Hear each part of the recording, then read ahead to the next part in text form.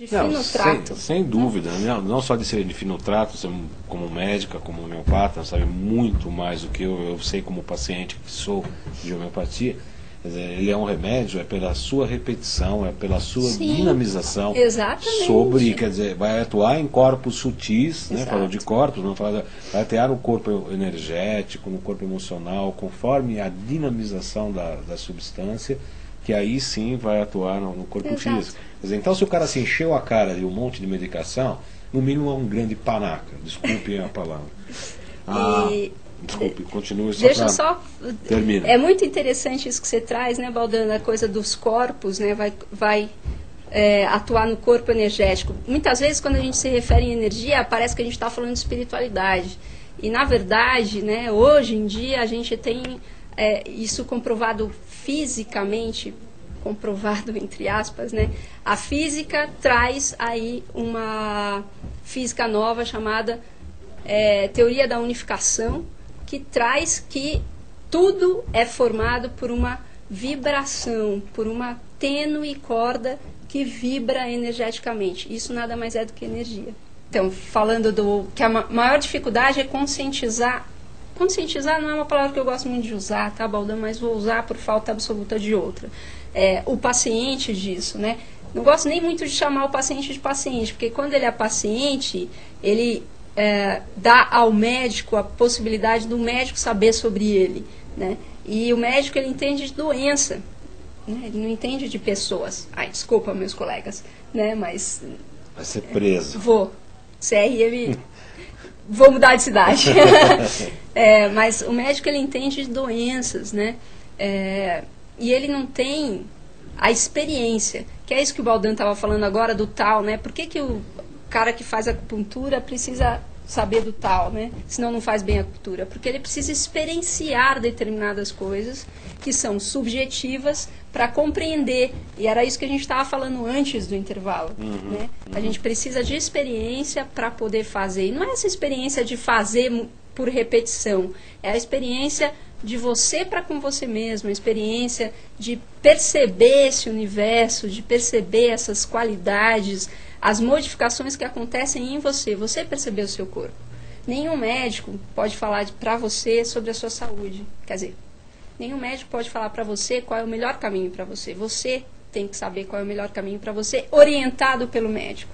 Então é por isso que na medicina integral a gente faz uma parceria com o paciente para que ele possa dar palpites sobre o caminho que ele quer seguir. Nenhum caminho é melhor que o outro, só é diferente, né? E a medicina integral, e eu como médica integral, acompanho esse paciente no caminho que ele quer seguir, porque o caminho que ele quer seguir é genuíno. Obviamente, eu não estou falando de emergências aqui, né? Eu não estou falando, o cara tem câncer, não quer fazer nada, quer ficar meditando, eu vou dar o aval, o CRM me pega. Não é nada disso que eu estou falando, né? Eu estou dizendo que existe a possibilidade da gente fazer a integração entre o que é convencional, entre a medicina convencional e as medicinas complementares, mas isso precisa ser feito junto com o paciente nas experiências que ele vai adquirindo no processo de sua cura e de sua saúde. Sempre tem umas... Porém, contudo, todavia, entretanto, exige um repertório de formação do profissional. Exato.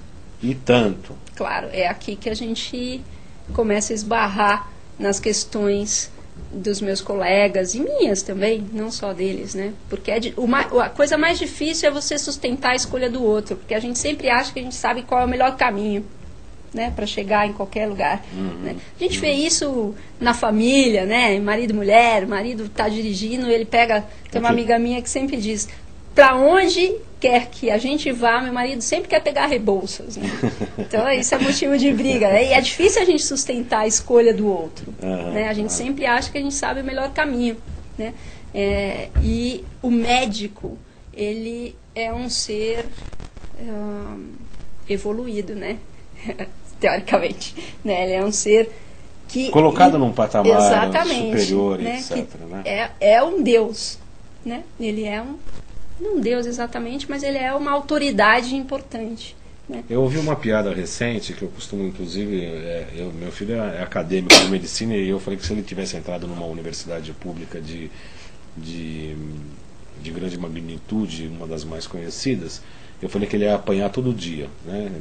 Ia para a escola, quando voltava já tomava uma surra que era para baixar um pouco. E a piada que eu ouvi é o seguinte: sabe qual a diferença entre Deus e o médico? Não, Balda. É que Deus sabe que não é médico. Se ele for ser o neurocirurgião, não tem diferença nenhuma. Não é até por conta de não ter tempo, eu acho, viu, Adam? Porque essa quebra de paradigma, ela exige uma experiência própria. E nisso a medicina integrativa, não a integral, mas a integrativa, é muito interessante, porque ela traz isso. O médico tem que estar fazendo as experiências consigo mesmo, né? Fazendo as experiências daquilo que ele está fazendo. Por exemplo, a medicina integrativa, ela tem um processo chamado mindfulness, ou atenção plena, né? E o médico tem que fazer. Então isso é interessante, porque exige que o médico faça a experiência. Seja um Hahnemann, né? Seja um Hahnemann. Mas explica um pouco melhor isso, doutora Roberta. Assim, para que você possa quebrar o paradigma, é necessário que você experiencie aquilo que a gente estava falando há pouco, a questão do tal, por exemplo, né? Não adianta eu conhecer o tal. Existem 3 formas de eu conhecer as coisas, né? Primeiro, sabendo delas mentalmente, né? Então a gente pode conhecer muitas coisas mentalmente. O médico sabe muito mentalmente das coisas. Ele nunca ficou doente, quer dizer, ele não tem todas as doenças que ele atende, né? Então, eu cuido de AIDS, mas eu não tenho AIDS, né? Então eu não sei dessa experiência em mim, né? Vamos debater esse assunto que eu acho absolutamente importante. Pois não. O Jung tem um conceito. Eu adoro Jung. Adoro Jung. Você já percebeu, né? Já. Ele tem um conceito do Chiron. Sim, do médico ferido. Quer dizer, só aquele que teve o ferimento ou conhece aquela dor é capaz de tocá-la e curar. Sim. Que é um pouco exatamente isso que você está falando. Quer dizer, não adianta um paciente falar, estou com enxaqueca. Você não sabe o que é enxaqueca. Você já teve enxaqueca? Não. Nunca tive enxaqueca. A pessoa vem e fala, eu tenho enxaqueca. Mas eu sei o que é, né? No conhecimento. Exatamente. E essa é uma das formas de saber das coisas. Outras formas é eu experienciá-las. E isso é que é importante. Eu não estou dizendo aqui que todo médico tem que ficar doente. Não é isso que eu estou dizendo. Mas eu estou dizendo que todo médico tem que se colocar na posição do paciente, né? E tentar ouvir o que o paciente tem a dizer em relação àquilo que ele está prescrevendo, né? Porque é o paciente que sabe que se eu dei para ele beladona, sei lá, qualquer coisa, um Prozac, se aquilo está sendo legal para ele ou não. Não sou eu que sei lendo os manuais, só lendo os manuais de efeitos colaterais das drogas. Mas é que, na verdade, né, Baldão, eu entendo que se não resolveu, assim, existe a possibilidade de você não ter acertado e não ter sido incompetente, né? É diferente. E também do paciente ou da pessoa que está recebendo não ter o estímulo, não ter respondido aquilo de uma determinada forma, né? Porque, como eu estava te dizendo, são 4 áreas de atuação. 4 faces. São 4 faces diferentes e simultâneas. Então isso depende da pessoa que está recebendo, daquela que está aplicando, do ambiente no qual essa pessoa que está recebendo e a que está aplicando estão, do ambiente no qual a pessoa que está recebendo convive, o que ela tomou, o que ela comeu, o que ela bebeu, o que ela viu, o que ela ouviu. Então, assim, são multifatores que interferem, né, na interação entre o médico e o paciente.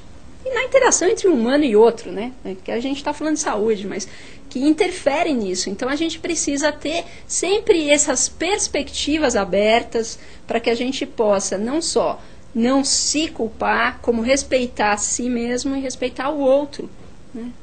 Essa é a filosofia da medicina integral. O que exige para ter esse comportamento? O que se exige do profissional para... médico, o profissional de saúde, de uma maneira geral? para ter essa visão, exige que ele quebre o paradigma do cartesianismo e entre num paradigma sistêmico. Ah, mas isso é fácil. É muito fácil. É só abrir a perspectiva. O médico, normalmente, como você falou, é um cara estudioso, né? Então, ele precisa parar de estudar só medicina e estudar outras coisas. E antigamente isso era verdade. Sim. O médico de família, o médico clínico geral, ele tinha essa formação mais abrangente.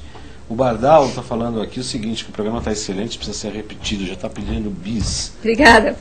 A Fabi Kiss está falando o seguinte, a experiência vivida é melhor do que a sabedoria do que se não viveu? Não, uma coisa não eu acho que é super importante a gente compreender que uma coisa não é melhor do que a outra, só é diferente. A gente é que põe essa qualidade... Escala de valores. Nas coisas, né? Como diria Fernando Pessoa, que eu amo, né? Sim, que beleza tem as coisas, se não o nome que eu dou a ela, né? Beleza, pelo prazer que elas me trazem. Né? Então, é um pouco isso, né? A gente não tem que parar de comparar e achar que uma coisa é melhor do que a outra, né? Ela é diferente e é melhor para mim do que para você. Num determinado momento, que pode até mudar, né? Exatamente, é melhor para mim agora e não é melhor para mim daqui a 5 dias, 1 dia, meia hora. Né? Porque, na verdade, toda essa brincadeira aqui, né? Não do programa, mas de estar vivo, né? Ela é uma brincadeira, né, Baldan?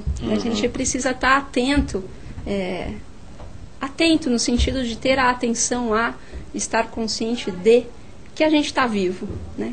De que a gente está aqui como um ser humano passeando por essa terra, experienciando coisas e que as coisas são boas ou ruins para nós, mas elas não são boas ou ruins em si.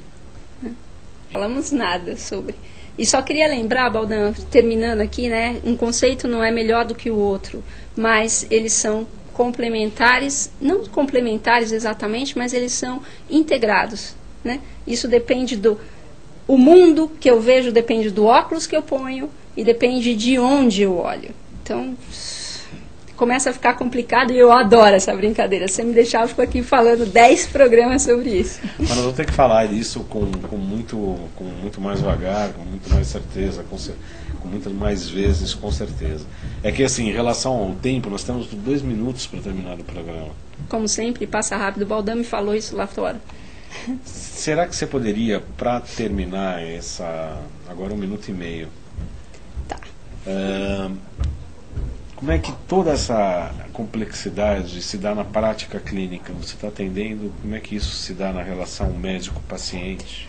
Então, se dá na interação, na relação mesmo médico-paciente, no sentido de que no momento em que eu vejo esse paciente, eu não estou procurando doenças, eu estou vendo quem está na minha frente, escutando o que ele tem para me dizer e vendo quais são as ferramentas que eu tenho para ajudá-lo a encontrar o melhor caminho para ele de saúde, de qualidade de vida, de bem-estar, né? E isso é único, só se dá no momento em que ele senta na minha frente e a gente pode interagir, né? Como diria Maturana, Humberto Maturana, né? Não sei se você conhece. Eu ouvi falar, mas não estou lembrado, não. É um cara muito interessante, um cientista muito interessante, sistêmico. A gente discute na próxima vez. O Humberto Maturana diz que tudo acontece nas relações, né? No acoplamento que acontece entre você e eu, naquele momento que a gente está junto e eu posso ver você, você pode me ver e eu posso te ajudar a encontrar o caminho de sustentabilidade para o seu bem-estar. É esse o meu trabalho.